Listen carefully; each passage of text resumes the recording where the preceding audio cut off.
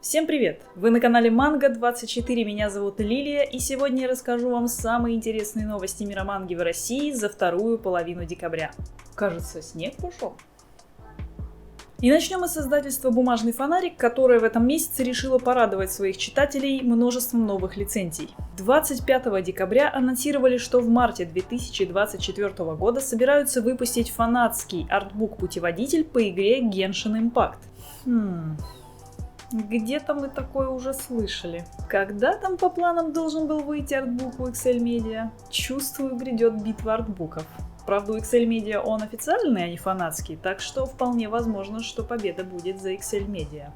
Но это не точно. Что будет в фанатском артбуке от бумажного фонарика? Все вышедшие на 2023 год регионы и большинство персонажей, комментарии по лору игры и фан-факты, а также любимые герои в ярких иллюстрациях от известных российских художников. И там целый список этих художников, но, честно говоря, я никого из них не знаю. Так что даже непонятно, кому они там известны. 26 декабря сообщили, что приобрели новую лицензию на корейскую манхву Кима Сан-хо под названием Purgatory Funeral Cakes, что переводится как-то типа «поминальные торты чистилища». А в фанатском переводе это название звучит как «похоронное кондитерское чистилище». Ну а официального русского названия пока нету. Речь же в этой истории пойдет о небольшой кондитерской, которая готовит единственные в мире поминальные торты. Звучит, конечно, как-то странно.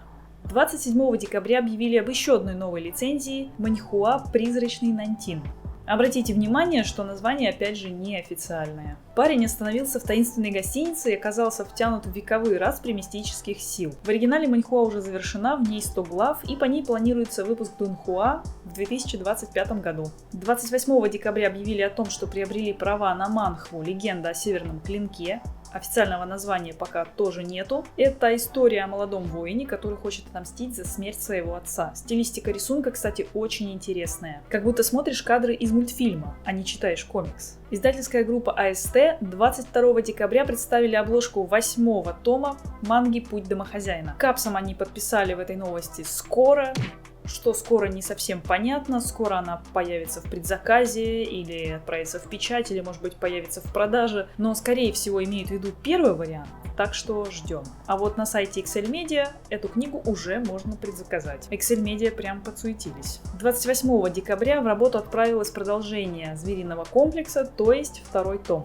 Напомню, что «Звериный комплекс» — это манга от создательницы выдающихся зверей Итагаки Пару. Всего томов в этой серии будет 3. Издательство Excel Media наконец-то объявили о предзаказе на артбук «Чудовище за соседней партой».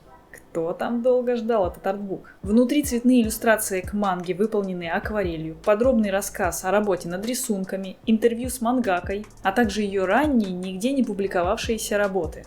Книга будет в твердом переплете с супер обложкой. Вообще я люблю такие вещи. Большое количество иллюстраций, сопровождающиеся какими-то комментариями, рассказами о рабочем процессе. Можно глубже погрузиться в творческие процессы и узнать что-то новое о своем любимом произведении.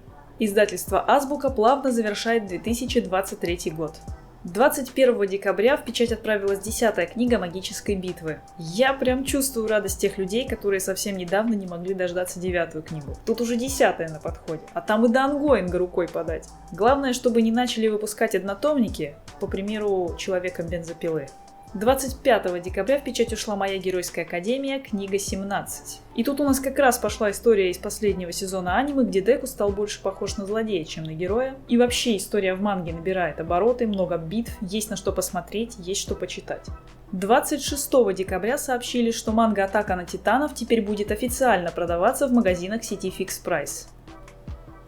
Манга будет в другом формате, нежели в книжных магазинах и комикс-шопах, однотомники в мягкой обложке. На данный момент можно приобрести 13 томов, то есть отпечатана пока не вся история целиком. Говорят, что раскупают их очень быстро. Ну и как бы неудивительно, понятное дело, что раз книга в мягкой обложке, цена на нее несколько ниже, чем на книгу в твердой обложке. Например, в магазине Fix Price в моем городе одна книга стоит 199 рублей. Согласитесь, это гораздо приятнее, чем 800 рублей в интернет-магазине «Читай города». Так что если вы давно хотели приобрести мангу «Атака на титанов», но цена на книгу в твердой обложке сильно кусалась, то вам теперь доступен такой вариант. Ну, или если вы предпочитаете книги в мягком переплете.